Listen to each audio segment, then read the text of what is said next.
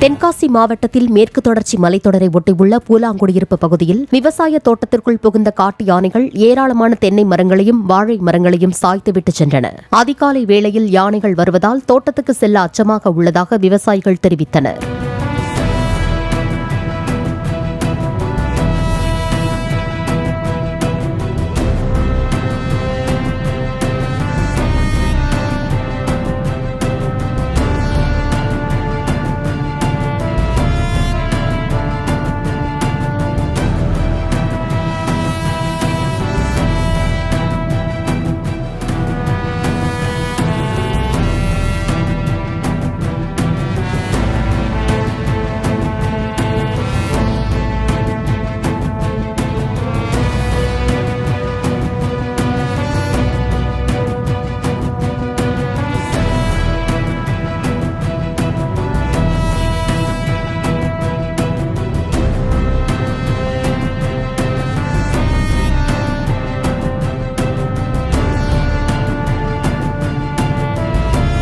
Play store மற்றும் app ஸ்டோரில் இருந்து பாலிமர் செயலியை QR கோடு மூலம் பதிவிறக்கம் செய்யுங்கள்.